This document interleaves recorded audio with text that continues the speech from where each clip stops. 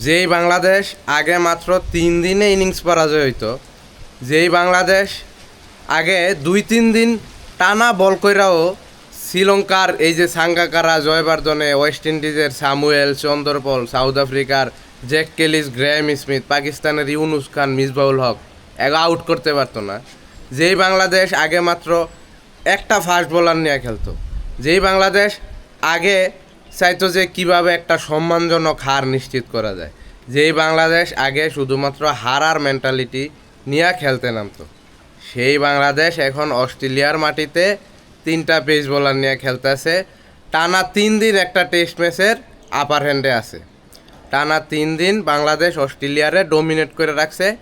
বাংলাদেশ এই টেস্টে জিতার পথে আছে।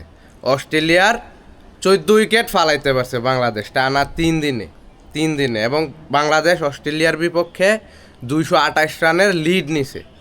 এইসব আগে কল্পনা ছিল, কল্পনা বাংলাদেশ ক্রিকেটের জন্য। বাংলাদেশ আগে 2-3 দিনে ইনিংস পরাজয় হয়ে যেত ওয়েস্ট ইন্ডিজ, শ্রীলঙ্কার লগে। আর অস্ট্রেলিয়া তো বাংলাদেশের দীর্ঘ 23 বছর খেলতেই দেখেনি। তাইলে চিন্তা করেন, এই বাংলাদেশ কিন্তু কিছুদিন আগে নিউজিল্যান্ডের মাটিতে একটা টেস্ট ম্যাচ জিতছিল, এই যে ইবাদত এরা সেই ম্যাচে ছিল। এই বাংলাদেশ এবার অস্ট্রেলিয়ার মাটিতে ইনশাল্লাহ একটা ম্যাচ জিতবে বলে আশা করি, এই যে এই ম্যাচটাই।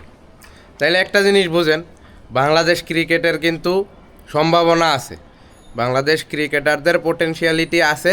শুধুমাত্র একটা জিনিস দরকার, সেটা হলো যে বাংলাদেশ ক্রিকেটের যে হর্তাকর্তারা আছে, মুরব্বীরা আছে, তাদের কাছে একটা অনুরোধ, আপনারা এই ক্রিকেটটারে আপনাদের যেই কোনো স্বার্থের বাইরে রাখেন।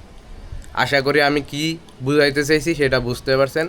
ক্রিকেটটারে আপনাদের স্বার্থের বাইরে রাখেন, তাইলেই বাংলাদেশ ক্রিকেটের পক্ষে সম্ভব বিশ্ব দরবারে ভালো কিছু করার।